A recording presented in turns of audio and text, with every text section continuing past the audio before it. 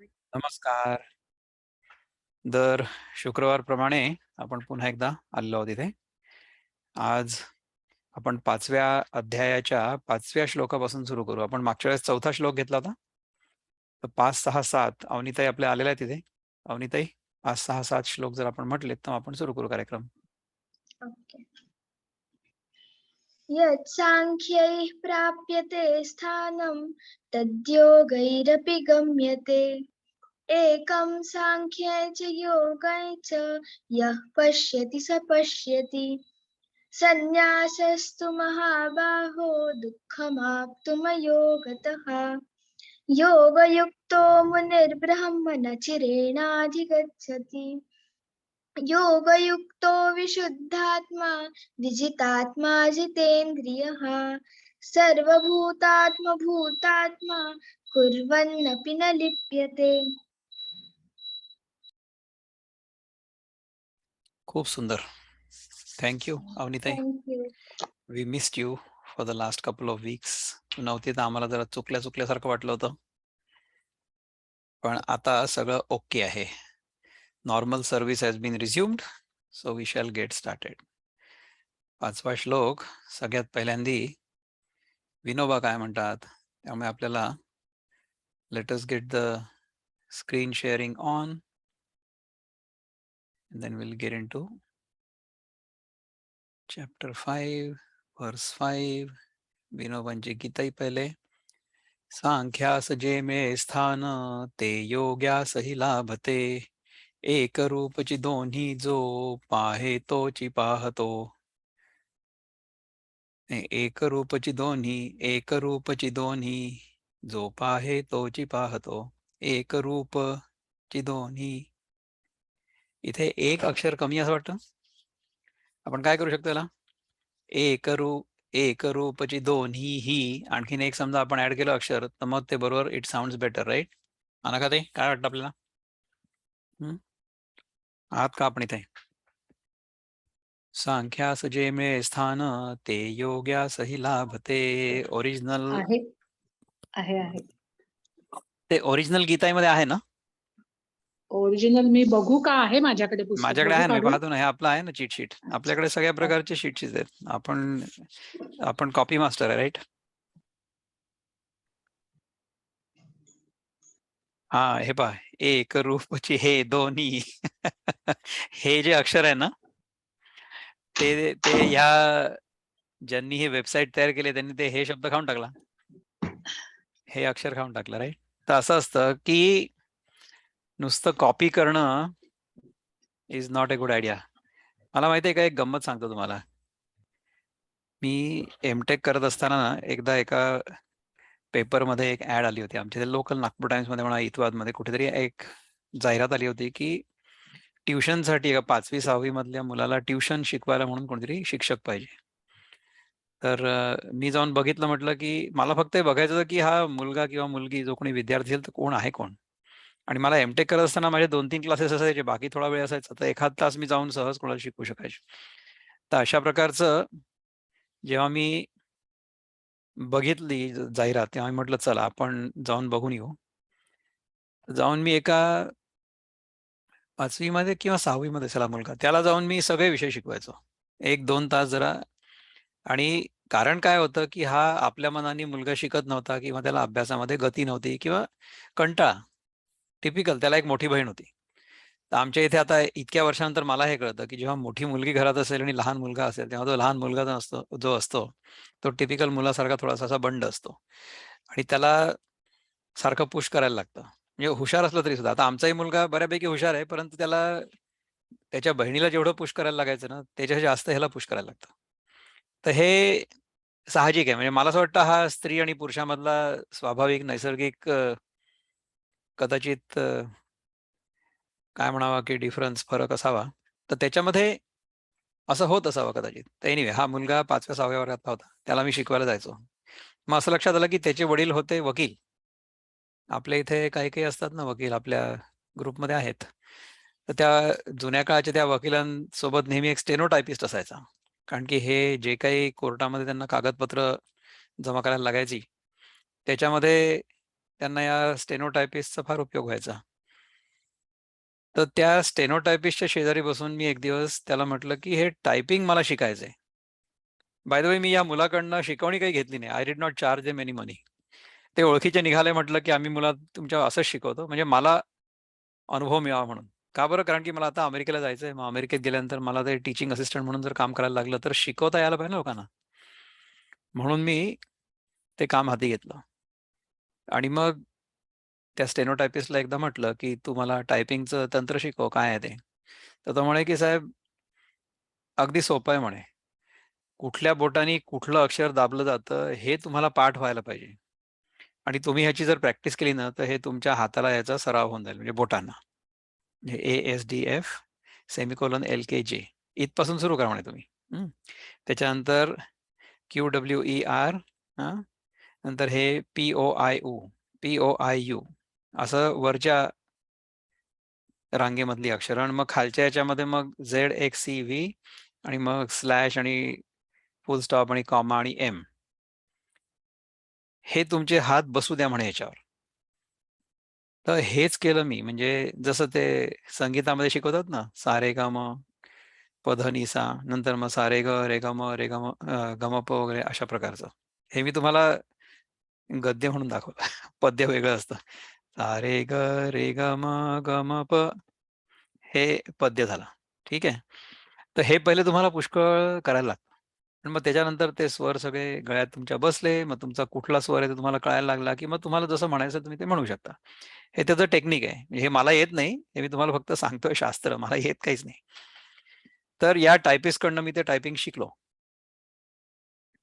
आणि नंतर मग प्रॅक्टिस करून माझी स्पीड जी होती ना, इथे जेव्हा अमेरिकेत शिकायला आलो आणि मग माझा सगळा थिसिस मला टाइप करायला लागला. तर मी बऱ्यापैकी चांगल्या स्पीडनी टायपिंग करू शकतो. अजूनही करतो. म्हणजे त्याच्यानंतर मग काय लक्षात आलं, की जेव्हा मी परत गेलो भारतामध्ये आणि मग तिथे मी 2-3 जागी नोकऱ्या केल्या. तर मला कधी स्टेनोटायपिस्टची गरज नाही पडली. माझा जो स्टेनोटायपिस्ट होता ना, तर त्याच्यामधली अडचण काय आहे बघा, की मला समजा स्टेनोटायपिस्टकडनं माझं काम करवून घ्यायचं असेल, तर मी त्याला पहिलं डिक्टेशन द्यायचं. ते त्यांनी त्या शॉर्ट हँडमध्ये लिहून घ्यायचं आणि मग त्यांनी ते टाइप करायचं. मग त्यांनी ते परत आणायचं. म्हणजे ह्याच्यामध्ये किती ट्रान्सफर झाल्या बघा बरं. माझ्या डोक्यातनं माझ्या तोंडात. मनातनं शब्द वैखरीवर आला, राइट? तिथनं त्यांनी तो ऐकला. मग तो त्याच्या मनात गेला.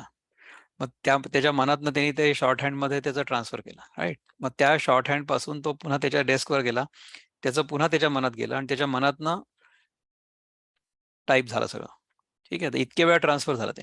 मग ह्याच्यामध्ये किती वेळा गडबड होऊ शकते? तर ह्याचं हे उदाहरण आहे. कारण की त्या विनोबांच्या मनामध्ये जे होतं, त्यांनी जी गीताई लिहिली आणि त्यांनी पहिल्यांदा ते सगळे प्रूफ त्यांनीच तपासली असतील ना. हे पुस्तक जेव्हा छापलं गेलं 1956 मध्ये, तेव्हा विनोबांनी स्वतः ते बघितलं असेल, पहिल्यांदा छापून आल्यानंतर, की हे बरोबर आहे की नाही. त्याच्यामध्ये एकही चूक नव्हती. आता विनोबा जिवंत नाहीये. ज्यांनी हे केलं असेल आणि ज्यांनी ते प्रूफ रीड केलं असेल, ते म्हणजे काय विनोबा थोडीच आहे. म्हणून कसं असतं माहिती आहे का, की जेव्हा आपल्याला कुठलंही शास्त्र शिकायचं असतं, तर ती माझ्या स्टेनोटायपिस्टची गोष्ट मी सांगायला विसरलो, की मी जीवनात कधी स्टेनोटायपिस्ट नाही वापरला. कारण की त्या हे सगळ्या प्रोसेसमध्ये ते परत आल्यानंतर मग मला पुन्हा प्रूफ करायला लागायचं ना. तर इतका वेळ जायचा, की त्याच्यापेक्षा माझ्या डोक्यातनं सरळ माझ्या बोटातनं टाइपरायटरमध्ये किंवा लॅपटॉपमध्ये आणि प्रिंट आउट. ही प्रक्रिया खूप सोपी आहे आणि त्याच्यामध्ये गडबड होण्याची काही शक्यता नाही, नाही का? तर जेव्हा अशा प्रकारे नॉलेज ट्रान्सफर होतं, म्हणजे एका माणसाकडनं ज्ञान दुसऱ्या माणसाकडे जातं आणि ते ज्ञान आत्मसात नसतं झालेलं. So as long as knowledge is of the other, तेव्हा ह्या असल्या गडबडी होतात. परंतु जे अनुभवाचं ज्ञान आहे, जो स्वतःचा अनुभव आहे, जे आपण आत्मसात केलेलं आहे. म्हणून तर ते लोक म्हणतात ना, की गुरु पाहिजे तुम्हाला म्हणून. कारण गुरुच्या मनामध्ये किंवा वेदांमध्ये सुद्धा काय लिहिलेलं आहे, गीतेमध्ये सुद्धा काय लिहिलेलं आहे, त्या श्लोकाचा नेमका अर्थ काय आहे? तो अर्थ जो कृष्णाला अभिप्रेत आहे, जो व्यासांना अभिप्रेत आहे, तो तसाच्या तसा अर्थ आपल्याला कळला पाहिजे ना. नाही तर काय होतं की त्यांनी एक सांगितलं, मग त्यांनी दुसरं सांगितलं. त्याच्यावरनं एक खूप सुंदर एक व्हिडिओ मी बघितला YouTubeमध्ये. त्याच्यामध्ये कसं असतं बघा, की एक रांग असते माणसांची. एक पहिला माणूस आणि तिथून अशी 10, 15, 20 लोकांची रांग असेल. तर सगळे लोक पहिले पाठ करून उभे असतात. हं. म्हणजे काय करायचं, सगळ्यात मागचा माणूस असतो ना, ते सगळ्यात मागच्या माणसानी त्याच्या समोरच्या माणसाला त्याला वळवून त्याला काहीतरी एक खूण करून काहीतरी सांगायचं. काहीतरी एक खूण करायची. ठीक आहे. मग पहिला माणूस पुन्हा वळून जातो दुसरीकडे आणि हा जो दुसरा माणूस असतो, तो त्याच्या नेक्स्ट माणसाला वळवून त्याला तीच गोष्ट सांगतो. खूण करून. मग ते पुन्हा बदलवतात. मग त्याच्या पलीकडच्या माणसाला ती खूण करून सांगतो. अशी खूण करत-करत जो पहिला माणूस असतो, त्याच्यापासून ती खूण त्या शेवटच्या माणसापर्यंत येईपर्यंत पूर्णपणे बदलते. म्हणजे मारुतीचा गणपती होतो. असं होतं. तर जर जे काही ज्ञान आपल्याला आत्मसात करायचं असेल, ते नुसतं पुस्तकी ज्ञान असून उपयोग नाहीये. आणि विशेषतः गीतेसारख्या विषयामध्ये ते ज्ञान जर आत्मसात झालं, तरच त्याचा काही उपयोग आहे. नाहीतर ते पुस्तकी ज्ञान असेल, ते पांडित्य असेल. We will become erudite scholars, but we will not understand the Gita. तसं नाही करायचं आपल्याला. त्यामुळे गीता जर आपल्याला खरंच आत्मसात करायची असेल, गीता जर खरंच समजून घ्यायची असेल किंवा आपल्याला समजावं असं वाटत असेल, समजावी असं वाटत असेल, तर गीतेमध्ये जे सिद्धांत दिलेले आहेत, त्या सिद्धांतांच्या आधारावर आपलं जीवन, दैनंदिन जीवन असायला पाहिजे आणि त्याच्यावर चिंतन व्हायला पाहिजे, की प्रत्येक गोष्टीचा अर्थ काय आहे? किंवा आपल्या जीवनातल्या ज्या साध्या-साध्या गोष्टी आहेत, म्हणजे आता तुम्हाला मी ही गोष्ट सांगणार आहे, असं माझ्या मनात नव्हतं. परंतु जेव्हा हे एक अक्षर, हे एक अक्षर, हे नावाचं एक अक्षर, जेव्हा त्या वेबसाईटवर टाइप केलेली जी जी कोणी असेल, बाई म्हणा किंवा पुरुष, ओरिजिनल गीताईमधनं इथे नाही आलं. आपल्याला ते कळलं. कसं कळलं? कारण की आपण मोजली ना अक्षरं. अनुष्टुप छंदामध्ये प्रत्येक क्वार्टरमध्ये 8-8 अक्षरं पाहिजे ना. त्याच्यामध्ये माझ्या डोक्यामध्ये ही असा शब्द आला. दोन्हीही. पण हे दोन्ही हे पण चालतं. Either way is okay. पण त्याचा जो नियम असेल तो राजेंद्रजी आपल्याला सांगतील. दोन्हीही त्याच्यापेक्षा हे दोन्ही. आता ह्याच्यापैकी काय बरोबर आहे किंवा काय चूक आहे हे मला माहीत नाही. मला तर दोन्ही ठीकच वाटतात. 8 अक्षर असले की आपण त्याला तोडून-मोडून सगळं ठीक करू शकतो. तर हा तो श्लोक आहे. तर त्याच्याबद्दल एवढी मोठी कहाणी झाली. 5व्या श्लोकाबद्दल, त्याच्या मिसटाइपबद्दल. सांख्यास जे मिळे स्थान, ते योग्यासही लाभते. एक रूपचे हे दोन्ही, जो पाहे तोची पाहतो. हां. सांख्यास जे मिळे स्थान म्हणजे जो मनुष्य सांख्य योगामध्ये स्थित आहे किंवा सांख्य योगामध्ये ज्याची निष्ठा आहे, सांख्य योग जो जो शिकलेला आहे, ती व्यक्ती ज्या ठिकाणी पोहोचेल, त्याला कुठलं स्थान मिळेल, तेच स्थान योग्यासही लाभते. योगी असेल तोही तिथेच पोहोचेल. सांख्य म्हणजे ज्ञानमार्गावर जो चालणार असेल तोही तिथेच पोहोचेल. एकरूपची हे दोन्ही एकरूपच आहे, असं जो पाहतो तोच खरा पाहतो. The one who sees both Sankhya and Yoga as one is the only one who truly sees. असा इंग्रजीमधला अनुवाद प्रभुपाद सांगतील, अशी माझी पूर्णपणे खात्री आहे. So let me see. आपण 5व्या श्लोकामध्ये आहोत ना? यत् सांख्यै प्राप्यते स्थानं तद्योगैरपि गम्यते. एकं सांख्यं च योगं च यः पश्यति स पश्यति. The one who knows that the position reached by means of analytical study can also be attained by devotional service, and who therefore sees analytical study and devotional service to be on the same level, sees things as they are. Okay. अर्थात प्रभुपाद आपल्याला कर्मयोग म्हणजे devotional service असंच म्हणतील.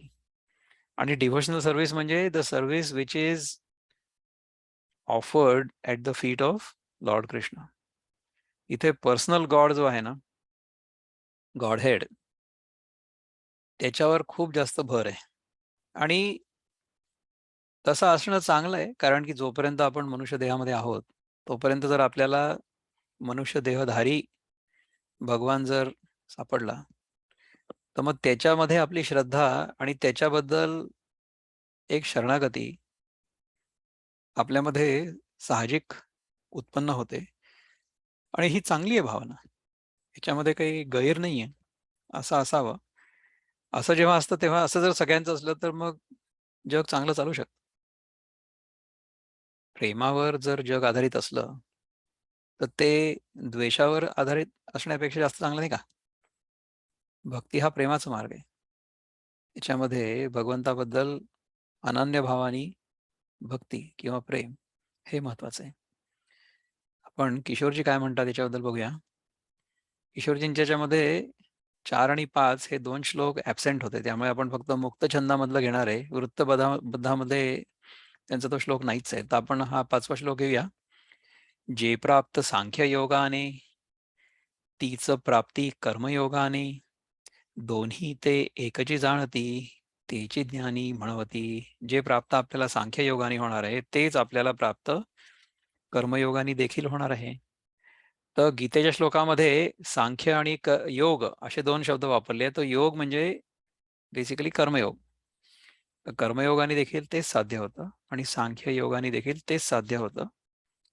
कर्म आणि योग या दोन्ही गोष्टी म्हणजे सॉरी कर्मयोग आणि ज्ञान या दोन्ही गोष्टी सारख्या आहेत असं भगवंत सांगतायत. आपल्याला तर हे माहिती आहे की भक्ती देखील त्याचंच एक रूप आहे. भक्ती, कर्म आणि ज्ञान या तिन्ही गोष्टी खऱ्या तर एकरूपच आहेत. हे आपण केव्हा तरी पलीकडे जेव्हा तिथे येऊ तेव्हा त्याच्याबद्दल करू चिंता. आता आपण या 5व्या श्लोकावर ज्ञानेश्वर महाराज काय म्हणतात ते बघूया. आणि सांख्य जे मिळविती म्हणजे सांख्य योगामध्ये ज्यांची निष्ठा असेल ते जे मिळविती कर्मयोगाने त्याची प्राप्ती कर्मयोगाने पण होते. होते सहज म्हणून येती ऐक्यासी हे मार्ग दोन्ही. हे दोन्ही होतं त्यामुळे म्हणून सहज म्हणून येती ऐक्यासी हे मार्ग दोन्ही. हे दोन्ही मार्ग एकत्रच येतात. तुम्ही समजा एका जागेवरनं दुसऱ्या जागेवर जायला निघालात, तर तुम्ही मोटर गाडीने जाऊ शकता किंवा रेल्वेने जाऊ शकता किंवा विमानाने जाऊ शकता. पण तिथे पोहोचल्यानंतर तुम्ही कशाने आले याला महत्व नाही उरत. तिथे पोहोचले ना तुम्ही, तुम्ही कसे पोहोचले त्याला महत्व नाही आहे. कर्मयोगाने पण आपण तिथेच पोहोचू शकतो, सांख्ययोगाने पण आपण तिथेच पोहोचू शकतो. तिथे पोहोचल्यानंतर मग देन सांख्ययोग आणि कर्मयोग दोन्ही गळून पडतात. कारण की गरज नाही त्याची. इथपर्यंत जाण्यासाठी त्यांचा उपयोग होता. नंतर मग देन दे बिकम रिडंडंट असं होत आहे. आकाश आणि अवकाश यात भेदाचा नसे लेश, तसे कर्मयोग वा संन्यास एक रूप जाणतो जो. आकाश आणि अवकाश, तर ह्याच्यामधला भेद कसा सांगायचा? आपल्याला तसं वाटतं की आकाश आणि अवकाश या दोन्ही गोष्टी एकच आहेत, नाही का? आकाश म्हणजे आपण समजू की अनंत, इन्फिनिटी. आकाश म्हणजे अनंत, ठीक आहे. आणि अवकाश म्हणजे काय? अवकाश म्हणजे space between two different things. आता उदाहरण कसं द्यायचं पहा. हे बघा, ही एक बाटली आहे आणि ही एक बाटली आहे. ह्या 2 बाटल्या आहेत ना. या 2 बाटल्या आहेत असं आपल्याला कसं काय कळतं? कारण या 2 बाटल्यांच्या मध्ये अवकाश आहे. ठीक आहे.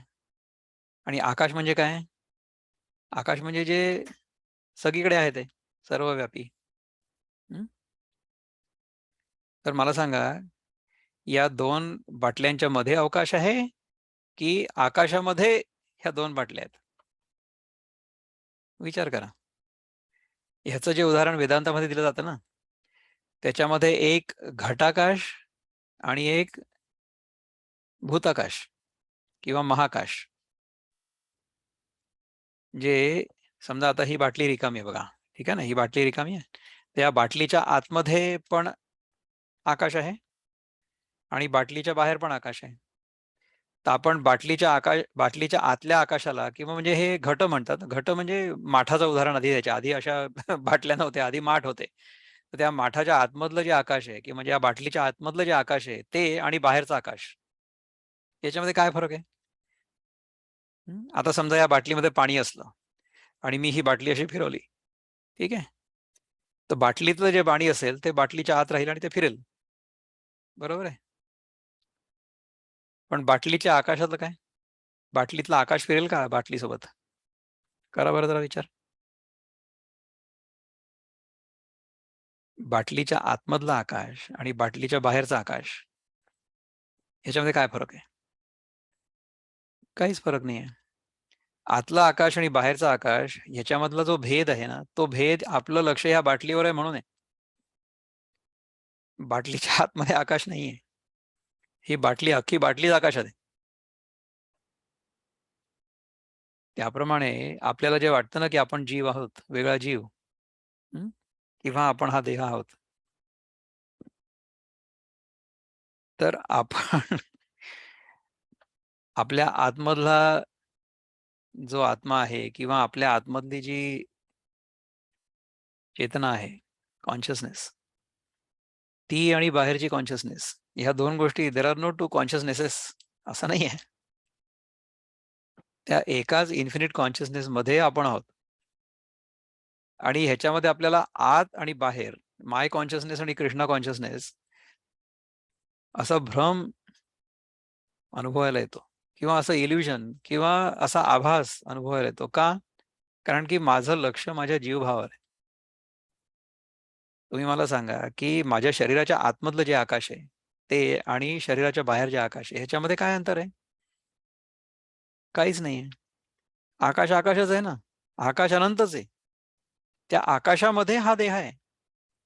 आणि माझं जर देहाच्या आकाराकडे लक्ष असलं, तर मला देहाच्या आतमधला आकाश आणि बाहेरचा आकाश असा भेद अनुभवायला येतो किंवा अशा भेदाची मी कल्पना करतो. कारण की माझं लक्ष त्या आकृतीवर आहे. तर जेव्हा आपलं लक्ष नामरूपावर असतं, जेव्हा आपलं लक्ष जगामधल्या वस्तूंवर असतं, तेव्हा ज्या अधिष्ठानावर त्या सगळ्या वस्तू प्रस्थापित आहेत, त्या अधिष्ठानाकडे आपलं लक्ष नाही जात. ही आपली समस्या आहे. म्हणजे हे सगळंच्या सगळं जग जे आहे, हे ईश्वराने परिपूर्ण आहे. परंतु आपल्याला तो दिसतच नाही. कारण की आपण त्याच्यामध्ये ज्या सगळ्या वस्तू आहेत, आकृत्या, रूप आणि त्यांचं जे नाम आपल्या मनामध्ये येते, नामरूप, ह्याच्यामध्ये इतके अडकलेलो आहोत, की त्या नामरूपालाच आपण जगत म्हणतो आणि जरी ते नामरूप सगळं ईश्वरामध्ये असलं, तरी सुद्धा आपल्याला तो ईश्वर दिसतच नाही. ही आपली समस्या आहे. हे कळायला पाहिजे. वरनं चाललंय का जरा हे? एनिवे आपण ह्या 3-4 ओव्या घेऊ आणि त्याच्यानंतर मग जरा चर्चा करू थोडीशी. म्हणजे मग जरा क्लॅरिटी येईल सगळ्यांनाच. मला पण येईल, तुम्हाला पण येईल. म्हणजे मला हे तुम्हाला समजावून सांगता येतंय की नाही, ही माझी परीक्षा आहे. ठीक आहे. आकाश आणि अवकाश ह्यात भेदाचा नसे लेश. आकाश आणि अवकाश या 2 गोष्टी वेगळ्या नाहीयेत. एकच आकाश आहे. ते आकाश आणि अवकाश या 2 रूपांनी आपल्याला भासतंय. कारण की आपण आकृतीवर लक्ष दिलं म्हणून. तैसे कर्मयोग वा संन्यास एकरूप जाणतो जो. कर्म आपल्याला दिसतं. कर्मयोग आपल्याला दिसतो. कर्मयोग विल बी ऑब्व्हियस. कोणीतरी काहीतरी कर्म करतंय हे आपल्याला दिसतंय ना. संन्यास आपल्याला दिसणार नाही. आपण किती वेळा म्हणजे हे उदाहरण बघितलं ना, की कोणाच्या तरी असण्यामुळे म्हणजे सूर्याच्या केवळ असण्यामुळे अनेक गोष्टी घडतात. फोटोसिंथेसिसची प्रक्रिया घडते. त्यानंतर सूर्योदय झाल्यानंतर पक्षी इकडून तिकडे उडायला लागतात. मनुष्य देखील उठायला पाहिजे, पण ते उठत नाही. कारण की ते अलार्म वाजल्याबरोबर त्या अलार्मचा गळा दाबतात. पण जर आपण एका विशिष्ट जीवन पद्धतीमध्ये राहिलो, तर त्या अलार्मची गरज नाही पडत. असा माझा अनुभव आहे. असा अनेक लोकांचा अनुभव आहे. आपल्या इथे अनेक लोकांना असा अनुभव आला असेल, की जर तुम्ही उपवास केला रात्री, तर तुम्हाला खूप जास्त वेळ सकाळी उशिरापर्यंत झोपण्याची गरज पडत नाही, इच्छाही होत नाही. लवकर उठतो आपण. करून बघा प्रयोग जर तुम्हाला शक्य असेल तर. एखाद्या दिवशी रात्रीचं जेवण जेवूच नका. बघा काय होतं. दुसऱ्या दिवशी सकाळी खूप छान वाटेल. You will enjoy the experience of waking up. त्यासीच जगी उजाडले, आत्मस्वरूप त्यासी दिसले, भेदाविण लक्षात आले, सांख्य योग दोन्ही जया. त्यासीच जगी उजाडले. म्हणजे त्याच्याच जगामध्ये खरा सूर्योदय झाला. म्हणजे ही हॅज बिकम एनलाइटन्ड. ज्याला स्वतःच्या स्वरूपाची ओळख झाली, तोच खरा जागा झाला ना. बाकीचे लोक जागृतावस्थेमध्ये जरी असले तरी स्वप्नातच आहेत. आपण याच्या आधी चिंतन केलेलं आहे की जागृतावस्था आणि स्वप्नावस्था दोन्ही सारख्या कशा आहेत, आहे ना. तर जागृतावस्था स्वप्नावत आहे हे जेव्हा मला कळतं, तेव्हा मी खऱ्या अर्थाने जागा होतो. कारण मग तेव्हा मला ते आत्मस्वरूप लक्षात येतं की अरे, मी आत्तापर्यंत स्वतःला जे समजत होतो हा देह आणि मी जे आत्तापर्यंत समजत होतो हा जीव, दे आर बोथ अपिअरन्सेस. ते तर फक्त मला भासतायत आणि ते भासतायत त्याच्यामध्ये काहीच समस्या नाहीये. भासू द्या ना. आणि तुम्ही त्याचा आनंद पण घ्या. तुम्हाला कोणी थांबवलंय? जेव्हा तुमच्या 5 इंद्रियांनी विषयांशी संपर्क आल्यानंतर सुखाचा अनुभव येतो. तो सुखाचा अनुभव येऊ द्या, घ्या. भगवान काय म्हणतात, की तुम्हाला सुखाचा अनुभव येणारच आहे. परंतु तुम्ही त्या सुखाच्या अनुभवाची स्पृहा नका करू. दुःखेषु अनुद्विग्नमनः आणि सुखेषु विगतस्पृहा. तर ते करायला काहीच हरकत नाही. अवश्य करा. No problem. ठीक आहे. पण तुम्ही त्याच्यामध्ये अडकू नका. तर जो हा स्थितप्रज्ञ खऱ्या अर्थाने जागा झालेला आहे, तो खरा जागा आहे. त्यासीच जगी उजाडले. त्याच्यासाठी जग जग म्हणजे ह्या जगामध्ये उजेड पडलेला आहे. त्याचं मन, त्याचं चित्त शुद्ध झालेलं आहे आणि त्याला जगाचं स्वरूप जसं आहे तसं कळलेलं आहे. कारण की आत्मस्वरूप त्याचे दिसले. त्याला स्वतःच्या आत्मस्वरूपाची ओळख झालेली आहे. आणि भेदाविण लक्षात आले, सांख्य योग दोन्ही जया. त्याला सांख्य आणि योग हे दोन्ही भेदाविण म्हणजे यांच्यामध्ये काही भेद नाहीये. They are one and the same thing. एक रूप आहेत ते. हे त्याला लक्षात आलं. तर असा जो आहे तोच खऱ्या अर्थाने बघतो. य पश्यती स पश्यती. अशा प्रकारे जो बघतो तोच खरोखरीच बघतो. असा या श्लोकाचा अर्थ आहे. आहे का काही चिंतन? बोला. Any questions, comments? याच्याबद्दल कोणाला जर काही बोलायचं असेल, आतापर्यंत आपलं जे चिंतन झालं त्याच्याबद्दल, तर गो हेड, अनम्यूट करा किंवा हात वर करा आणि मग बोलू आपण. नाही तर आम्ही दुसरा श्लोक घेतो.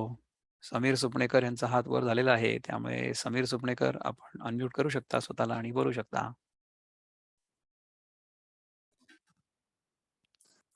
आपल्या बाहेर जे कॉन्शियसनेस आहे त्यामध्ये, तर त्याच्यामुळेच आपल्याला वेगळं आयुष्य जगावं लागतं. आपण काय अंतराळामध्ये पुढं काय चाललंय हे आपल्याला कळणार नाही. त्यामध्ये आपण जे समाजामध्ये वावरतो त्या समाजामध्ये काही प्रथा असतात,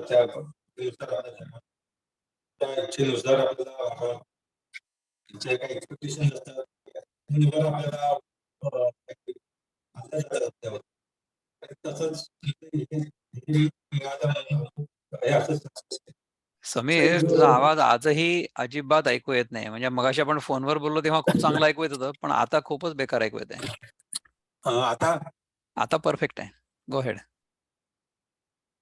तर आपल्यामध्ये जे कॉन्शियसनेस आहे आणि आपल्या बाहेर जे आहे, बाहेर जे कॉन्शियसनेस आहे ते आपण एक्सपिरियन्स करतच नाही. आपल्यामध्ये आणि समाजामध्ये जे consciousness आहे तेवढंच आपण करतो. बरोबर. समाजाचे जे लादलेले जे एक्सपेक्टेशन आहेत ते बुडतच आपलं आयुष्य. तर नक्की शक्ती आणि पुरुषार्थ या दोघांमध्ये काय फरक आहे? आणि जसं मी एक्सप्लेन केलं की आमच्या फॅमिलीमध्ये काय जे काय घडलं असेल ठीक आहे ना. त्याच्यानुसार मग तुम्ही ते एक्सप्लेन करा मग. चालेल. तर समीर, आपले जे बंधू आहेत त्यांचा प्रश्न हा आहे की आसक्ती आणि पुरुषार्थ या दोन मध्ये काय फरक आहे? म्हणजे आपण जेव्हा कुठलंही कर्म करतो, ते कर्म करण्याच्या मागे कुठला तरी पुरुषार्थ असतो ना, आणि तो पुरुषार्थ आहे की आसक्ती आहे, हे कसं काय ठरवायचं? तर कसं असतं पहा, की आपण एकदा केव्हा तरी मध्ये चिंतन केलं होतं, की आपण जेव्हा जे काही करतो, कुठलंही काम करतो, तेव्हा ते कार्य सिद्धीला जाईल किंवा नाही, म्हणजे whether we will succeed or not, याच्यासाठी 4-5 गोष्टींची गरज असते. 4-5 गोष्टी एकत्र यायला लागतात आणि त्या सगळ्या एकमेकांशी जुळवून किंवा जुळून आल्या तरच ते होतं, नाही तर नाही होत. त्यापैकी एखादी गोष्ट जर नाही झाली तर मग नाही होत. आता आपण एक साधं उदाहरण घेऊ, की एखाद्या शेतकऱ्याला एखाद्या शेतामधनं पीक काढायचंय. समजा आपण मका. आपण काय करू, की जेव्हा पाऊस-बिऊस पडेल, त्याच्या आधी नांगरणी, वखरणी सगळं करायला लागेल आपल्याला. म्हणजे जमिनीची मशागत करायला लागेल. ठीक आहे. ती झाल्यानंतर जेव्हा केव्हा पाऊस पडेल, थोडी जरा आम्ही जमीन ओली वगैरे झाली, की मग त्याच्यानंतर तो शेतकरी त्याच्यामध्ये बी पेरेल. आणि मग त्याच्यानंतर काय होईल? त्याच्यानंतर ते त्याच्या रक्षणाकरता एखादा कुंपण वगैरे बांधेल आणि मग देखरेख करेल त्या शेतावर आणि मग तो बघेल, की आता काय होतंय. तर ह्याच्यानंतरची प्रक्रिया काय आहे? ह्याच्यानंतरची प्रक्रिया ही आहे, की त्याच्यानंतर जेव्हा आणखीन पाऊस पडेल त्या शेतावर, तेव्हा ते बीज जे आपण जमिनीमध्ये पेरलेलं आहे, ते अंकुरित होईल आणि मग त्याच्यातनं एक छोटंसं झाड बाहेर निघेल. आणि मग एक 2-3 महिने झाले, की त्या झाडाला जे मके लागतील किंवा जी कणसं लागतील, ती कणसं तयार होतील आणि मग ती आपण हार्वेस्ट करू. म्हणजे त्याची कापणी करू आणि मग ते आपल्याला अन्न म्हणून खायला मिळेल. तर ही झाली प्रक्रिया. तर ह्याच्यामध्ये कर्ता जो आहे तो महत्त्वाचा आहे, तो आहे शेतकरी. ह्याच्यामध्ये जी उपकरणं आहेत, ती म्हणजे कसं की नांगर झाला किंवा बैल झाले, हे झालं, ते झालं. व्हॉटएव्हर इक्विपमेंट ही युजेस, मटेरियल्स एंड मेथड्स, हे सगळं आवश्यक आहे. त्यानंतर ती जागा आवश्यक आहे. क्षेत्र किंवा शेत जे आहे ना, ते आवश्यक आहे. तर त्या शेतावर सगळं होतंय राइट? ते आवश्यक आहे. त्या शेतकऱ्यांनी ॲक्चुअली पुरुषार्थ करणं म्हणजे हे सगळं कर्म करणं ते पण आवश्यक आहे. आता ह्या 4 गोष्टी केल्यानंतर एक 5वी गोष्ट काय आवश्यक आहे? दैव आवश्यक आहे. दैव म्हणजे तो पाऊस आवश्यक आहे. म्हणजे एक 5वी जी गोष्ट आहे ज्याच्यावर त्या शेतकऱ्याचं नियंत्रण नाही आहे. ह्या सगळ्या गोष्टींवर शेतकऱ्याचं नियंत्रण आहे. हे शेतकरी ह्या सगळ्या गोष्टी करू शकतो. तो स्वतः पाऊस पडण्याआधी ती नांगरून, वखरून ठेवू शकतो जमीन किंवा त्यानंतर त्याचं जे नांगर वगैरे असेल त्याची तो निगा राखू शकतो. ते सगळं आपल्याला दसऱ्याला करायचं असतं. आपली जी आयुध पूजा असते ना किंवा शस्त्रपूजा त्याच्यामध्ये या सगळ्या गोष्टींची पूजा आपण करतो, की ज्या गोष्टी आपण वापरतो आपल्या दैनंदिन जीवनात, त्या सगळ्या गोष्टींचीच आपण पूजा करतो. ह्याच्यामध्येच देव आहे असं समजू. त्याच्यानंतर ते सगळं कर्म करणं हे त्याच्या हातात असतं. ते पण तो करू शकतो. ते शेतही आता वडिलार्जित त्याचं असल्यामुळे त्याच्याजवळ आहे. ह्या 4ही गोष्टी आहेत. ह्या सगळ्या त्याच्या आटोक्यातल्या आहेत. पण पावसावर त्याचं नियंत्रण नाही. तर पाऊस जो आहे ना, तो या दैव या 5व्या गोष्टीमध्ये येतो. तर ह्या 5 गोष्टी जर अनुकूल असल्या, तरच ते कणीस पलीकडे तयार होईल, नाहीतर नाही होणार. त्यामुळे आपण कितीही काही केलं, तरीसुद्धा ते जर निसर्गाच्या नियमांच्या अनुसार असलं, तरच ते कर्म फळाला जातं. त्यामुळे आपण जे कर्म करतो, त्याचं फळ केवळ आपण कर्म करतो याच्यावर अवलंबून नाही आहे. म्हणजे मी अमुक असं कर्म केलं, तर मला अमुक तसं फळ मिळेलच, अशी खात्री नाही देता येत. याचा अर्थ हा आहे का, की आपण कर्म करू नये? नाही, नाही. माते संगोऽस्त्व अकर्मणी. मा ते संगः अस्तु अकर्मणी. Don't be lazy. अकर्मणी अवस्थेला देखील तू आसक्त होऊ नकोस. कर्म करतच राहा. परंतु त्या कर्माचं फळ केवळ मी कर्म करतो आहे म्हणून मिळतं आहे, अशा भ्रमात नको राहू. आणि त्या कर्माचं जे काही फळ मिळेल ते फळ भगवंताची इच्छा किंवा भगवंताची कृपा असं समजूनच जर तू स्वीकार केला त्या कर्मफळाचा, तर तू बरा राहशील, असं भगवंत सांगतात आपल्याला. ह्याचा अर्थ आपण पुरुषार्थ करू नये असा नाही आहे. पुरुषार्थ अवश्य करावा, परंतु त्याच्यातून जे फळ निष्पन्न होईल त्या फळावर आपली आसक्ती नको. जर ते फळ मिळालं आपल्याला अपेक्षित असेल असं, तर ईश्वराची कृपा आहे असं समजायचं. म्हणजे काय की पाऊस वेळेवर पडला, ठीक आहे. आणि जर फळ आपल्या इच्छेप्रमाणे नाही मिळालं, सगळ्या प्रकारचा पुरुषार्थ करून सुद्धा, तर ते फळ मला न मिळण्यामध्ये माझं कल्याण होतं, अशी श्रद्धा पाहिजे. कारण ते तेव्हा कळत नाही, नंतर केव्हा तरी कळतं. ह्याची सगळी कथा आपण मागच्या वेळेस ऐकली होती. ऐकली होती ना? त्यामुळे या जगामध्ये आपल्या मनाप्रमाणे सगळ्या गोष्टी जेव्हा आपल्याला हव्या आहेत, तेव्हा तशा त्या घडतील, अशी अपेक्षा करू नये. झाल्या चांगली गोष्ट आहे. पण तशी जर अपेक्षा केली आणि जर ती अपेक्षा पूर्ण नाही झाली, तर आपण दुःखी होत होत असलो किंवा जर ती अपेक्षा पूर्ण होत असली, तर आपण बेडकीसारखे फुगत असलो, की हे माझ्यामुळे झालंय. तर दोन्ही गोष्टी चुकीच्या आहेत. दोन्ही गोष्टी चुकीच्या आहेत. तसं अजिबात व्हायला नको. तर जेव्हा आपल्या इच्छा पूर्ण होतात, तेव्हा भगवंताची आपल्यावर कृपा आहे असं समजावं आणि ते फळ प्रसाद म्हणून स्वीकार करावा त्याचा. ही पाहिजे ॲटिट्यूड. आणि जर नसेल मिळत, तर ते न मिळण्यामध्येच माझं कल्याण आहे, अशी श्रद्धा असणं आणि त्याचा देखील भगवंताची इच्छा म्हणून स्वीकार करणं, हा पुरुषार्थ आहे. आणि त्या फळामध्ये आसक्त होणं, ही आसक्ती आहे. तर हा आसक्ती आणि पुरुषार्थ या दोन मधला फरक आहे. तर जोपर्यंत आपण अनेक प्रकारचे अनुभव घेत नाही, टक्के टोणपे खात नाही, तोपर्यंत हे असं आहे, असं आपल्याला नाही कळत. आणि पुष्कळदा जन्मोजन्म नाही कळत. म्हणजे ह्या जन्मी नाही कळत, पुढच्या जन्मी नाही कळत. आणखीन कित्येक जन्म येतात आणि जातात. परंतु मनुष्य जन्माचं हेच सार्थक आहे, की जे गीतेमध्ये सांगितलं गेलेलं आहे किंवा ज्याच्यावर आपण आता सारखे चिंतन करतो आहोत, तेच सत्य आहे. आणि जगामधल्या ज्या गोष्टी घडतायत, त्या गोष्टी ठीक आहे, घडू दे त्यांना. म्हणजे त्याच्यासाठी पुरुषार्थ करा सुद्धा, असं नाही म्हणत आहे की करू नका. परंतु प्रत्येक वेळेस त्याच्यामध्ये यश येईलच अशी अपेक्षा किंवा त्या यशामध्ये किंवा कर्मफळामध्ये आसक्त होऊ नका, असं भगवंत सांगतायत. So karmayoga means you do your duty with full involvement, full passion, but then whatever happens as a result of that, accept it as the lord's blessings. हे रिलेटिव्ह वर्ल्डमध्ये राहण्याचं, सापेक्ष जगामध्ये राहण्याचं अतिशय उत्तम, अतिशय उत्तम असं टेक्निक आहे. म्हणजे अशा प्रकारे आपण राहायला पाहिजे, असं आपल्याला गीता सांगते. तर आपण ह्याच्यानंतरचा श्लोक घेऊया. Let us talk about the other one now. Next one, 6वा श्लोक घेऊया. संन्यासस्तु महाबाहो दुःखमाप्तुम योगतः योगयुक्तो मुनिर्ब्रह्म न चिरेणाधिगच्छति.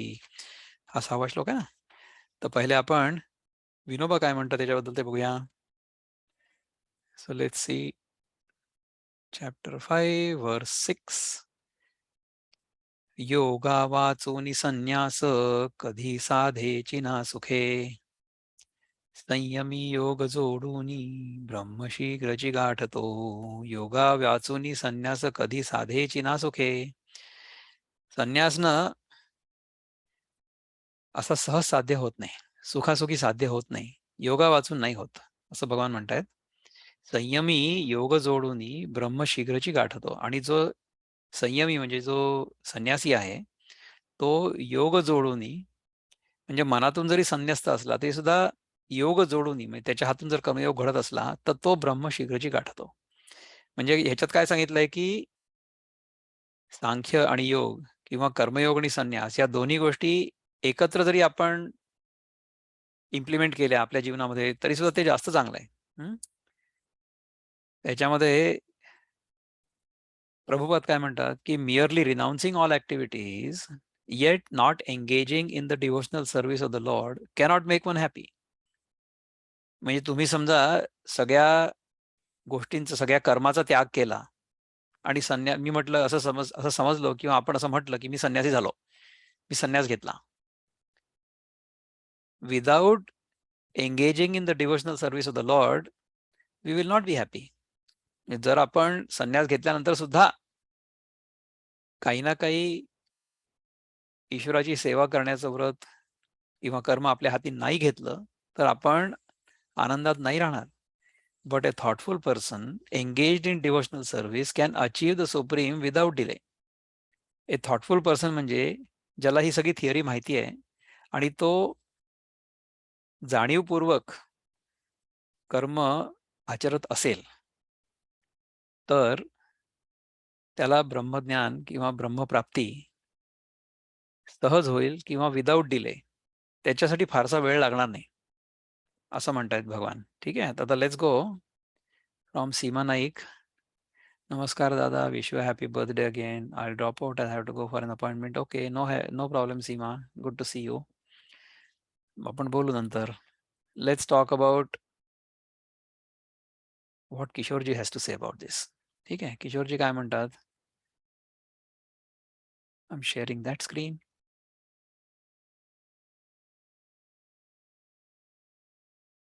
सहावा श्लोक. कर्मयोगजी सुलभ मोक्षदाता, त्याविणा कठीण मुक्ती पार्था. जो होई योगी कर्मे करुनी, होई मुक्त सत्वर कर्मातुनी. कर्मयोगजी सुलभ मोक्षदाता. कर्मयोग जो आहे ना तो सहजपणे तुला मोक्ष प्राप्त करून देईल. त्याविणा कठीण मुक्ती पार्था. कर्मयोग जर नाही केला तर तुला मुक्ती कठीण होईल हे पार्था. जो होई योगी कर्मे करुनी. कर्म करून जो योगी होतो, कर्म केल्यानंतर जो कर्मसन्यास करतो, होई मुक्त सत्वर कर्मातून असं ते म्हणतात. ठीक आहे, तो लवकर कर्मातून मुक्त होईल. तर वृत्तबद्धामध्ये काय म्हणतात बघा. विनायोग नैष्कर्म्य कैसेची व्हावे, तशा आग्रहे पार्थ दुःखा मिळावे. त्यजावे फळासी न कर्मा जयाने, मिळे मुक्ती जाणा तयासी त्वरेने. विनायोग नैष्कर्म्य कैसेची व्हावे. नैष्कर्म्य म्हणजे संन्यास बेसिकली. ओके, म्हणजे कर्म करत असून देखील कर्म न केल्यासारखं वाटणं किंवा कर्म ऍक्च्युली नाही केलं तरी सुद्धा न करता देखील कर्म होणं. ठीक आहे ना, हे नैष्कर्म्य आहे. किंवा निष्काम भावानी कर्म होणं हे नैष्कर्म्य आहे. तशा आग्रहे पार्थ दुःखा मिळावे. विनायोग जर आपण ते केलं तर ते नाही होणार आणि तसा जर आग्रह केला तर आपल्याला दुःखच प्राप्त होईल. त्यजावे फळासी न कर्मा जयाने.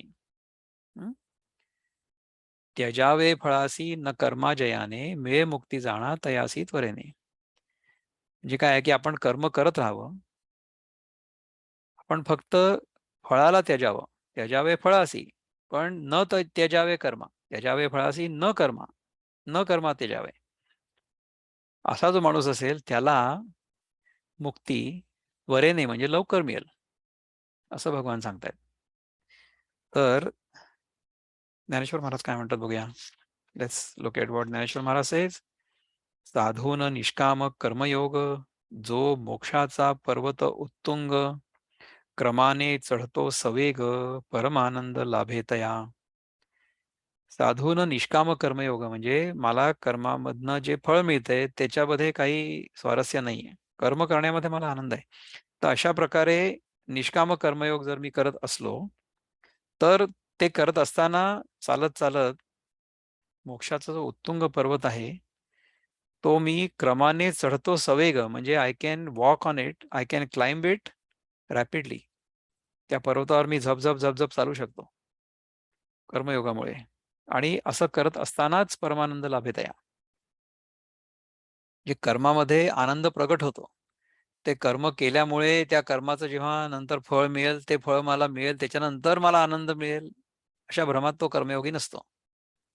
So instead of trying to find happiness through the fruits of the actions, he will find joy or he will express joy while doing the karma. हा कर्मयोगी आहे. परी न घडे ज्याकडून कर्मयोगाचे अनुष्ठान, स्वधर्मा जो विसरून व्यर्थ भलती हावधरी. परी न घडे ज्याकडून कर्मयोगाचे अनुष्ठान, जो कर्मयोग नाही करत आहे, स्वधर्मा जो विसरून, स्वतःचा धर्म विसरून व्यर्थ भलती हावधरी. जर स्वतःचं जे निहित कर्म आहे ते कर्म न करता दुसरं कुठलं तरी कर्म मी करतो, अशा प्रकारची जर हाव मी धरली, तर ती हाव मी का धरेन? कारण की मला त्या कर्मापासून मिळणारं जे फळ आहे ते जास्त आकर्षक वाटतंय. तर इथेच तर खरी चूक आहे ना. आपण समजा कर्मामुळे जे फळ मिळत असेल त्या फळामध्ये जर आसक्त असलो, तर मग आपण कर्मयोग करतच नाही ना. मग ते सकाम कर्म झालं ना, निष्काम कर्म झालंच नाही ते.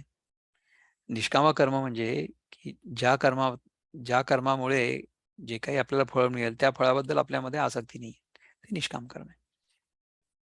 तरी त्यासी काहीही लाभ अर्जुना होत नाही, संन्यासाची कधी न होई प्राप्ती तया कर्मनष्टा. कसं म्हटलं बघा, कर्मनष्ट कशी शिवी आहे बा त्या काळची. तरी त्यासी काहीसी लाभ अर्जुना होत नाही, जे तुम्ही जर कर्मयोग नाही केला, नुसताच संन्यास केला, सोडून दिलं कर्म, त्यांनी नाही जमणार.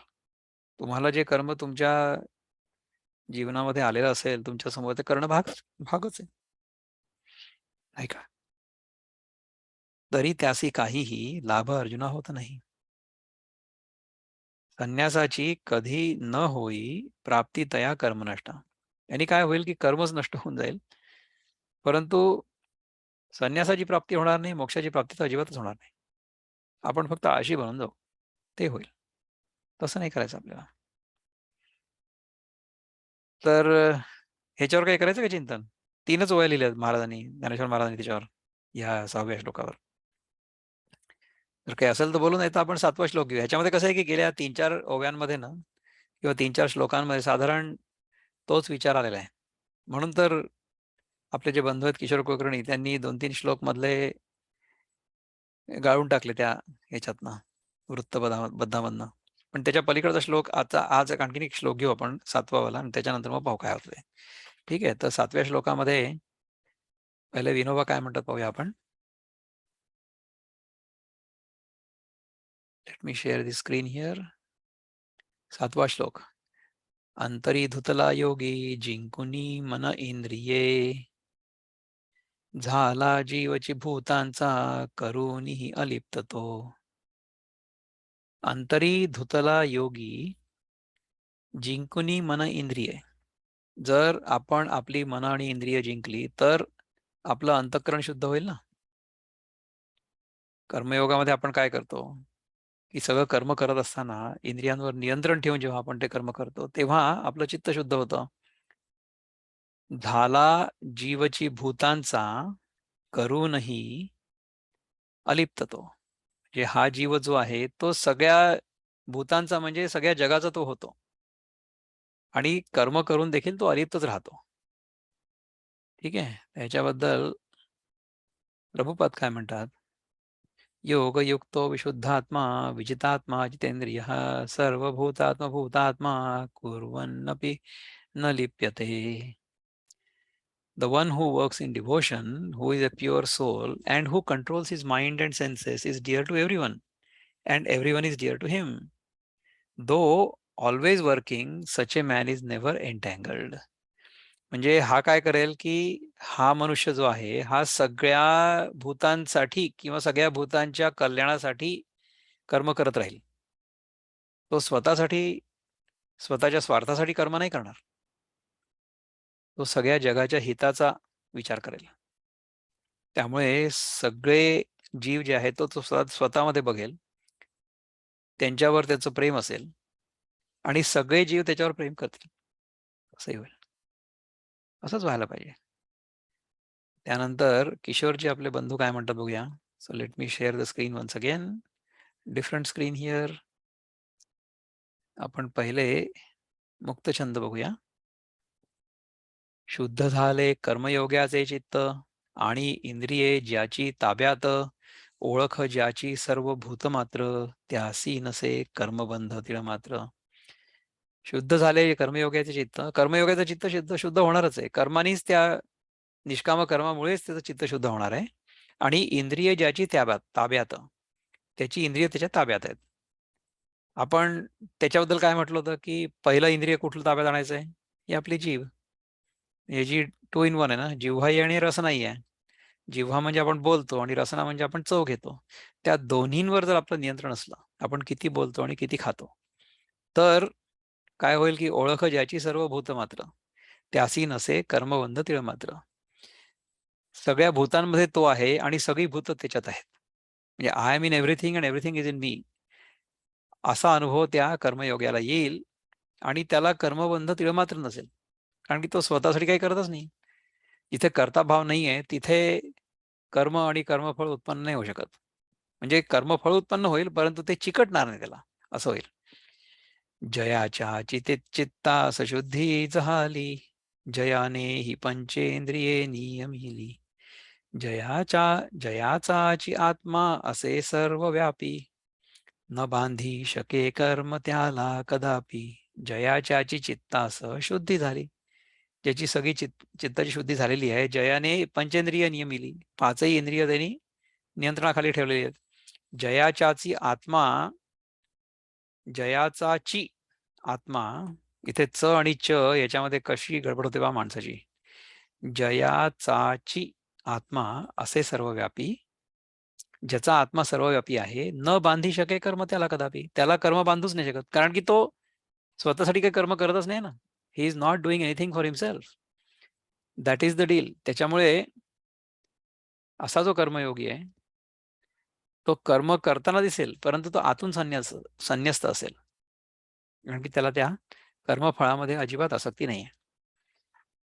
त्याच्याबद्दल ज्ञानेश्वर महाराज काय म्हणतात.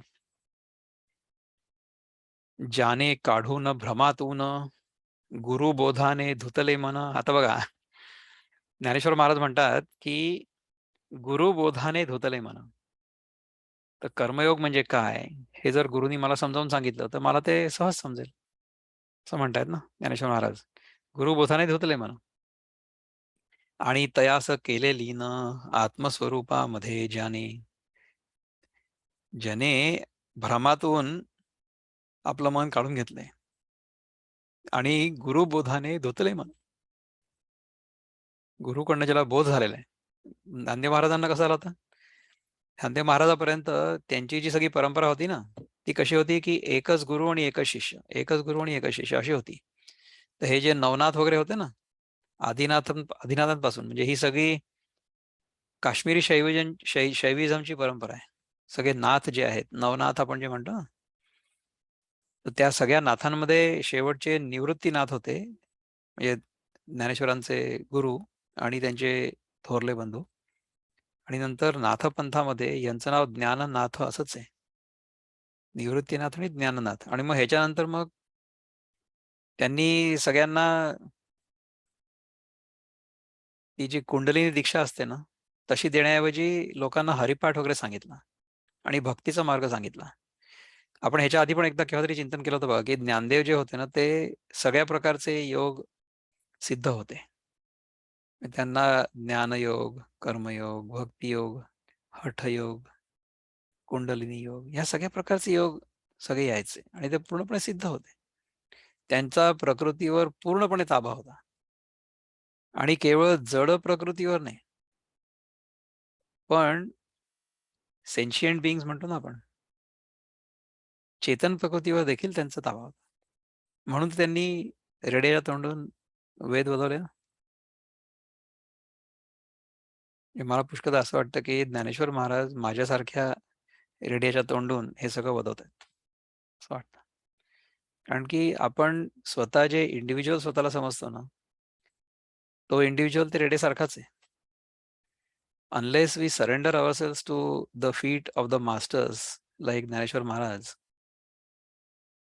We won't be able to go too far. तर हे सगळं आपल्याला श्रद्धापूर्वक शिकणं फार आवश्यक आहे. ते जर आपण शिकलो, आपल्याला पुढचा अनुभव खूप चांगला येईल. मीठ न पडे समुद्रात, तोवर अल्प मर्यादित, परी सागरी प्रता होत, सहज त्याच्या एवढे ते. मीठ जेव्हा समुद्रात न पडतं, तोपर्यंत ते अल्प आणि मर्यादित असतं. You can actually wait, right? पण जेव्हा ते सागरात पडतं, तेव्हा काय होतं? ते सागराशी एकरूप होतं ना. मग तुम्ही त्याचं वजन करून बघू शकाल का? नाही, ते विरघळलं सारखं सागरामध्ये. असं झालं ना? म्हणजे मग ते एवढंसं जे चमचाभर मीठ होतं, ते सागरा एवढं झालं. का झालं? कारण की ते त्याच्यामध्ये मिसळून गेलं. त्याचप्रमाणे हा जो छोटासा जीव आहे, तो जर भगवंताच्या चरणी लीन झाला, तर काय होईल की भगवंतामध्ये मिसळेल ना तो आणि मग भगवंता एवढाच होईल. नाही का? तुका झाला पांडुरंग, असं होईल, नाही? तैसे संकल्प टाकिलेले, मन ज्याचे चिद्रूप झाले. मी विद्रूप झाले म्हणलो होतो. बापरे!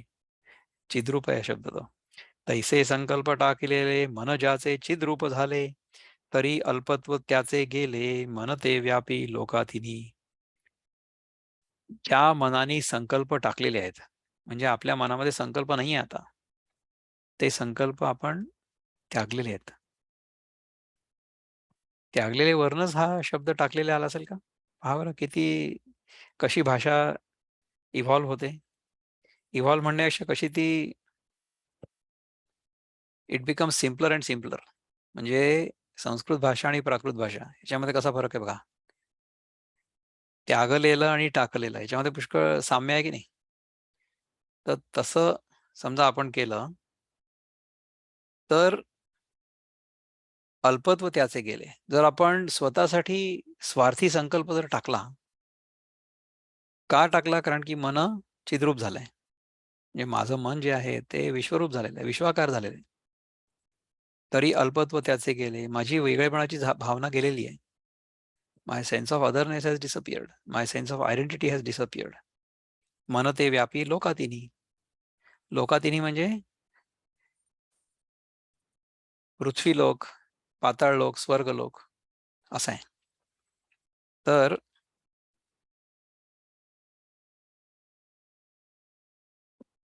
ही शेवटून दुसरी ओवी आहे या श्लोकावरची आणि मग शेवटची ओवी घेतो. मग नंतर आपण थांबू आजच्यापुरतं. आता करता कर्म करावे, ह्याच्यामध्ये कम करावे असं आहे. म्हणजे ह्याच्यामध्ये कसं प्रिंटिंग मिस्टेक आहे बघा या पुस्तकामध्ये. आता करता कर्म करावे असं लिहावे ना, आता करता कम करावे असं लिहिलंय. हे सरले त्याचे स्वभावे आणि अकर्ता त्या जाणावे, जरी तो करी सर्व कर्मे. आता करता जरी असावे आणि तो कर्म जरी करत असताना दिसला तुम्हाला, आता त्याच्या मनातला जो कर्ता भाव आहे, त्याच्या मनातून कर्म करावं असा संकल्प चालला जाईल.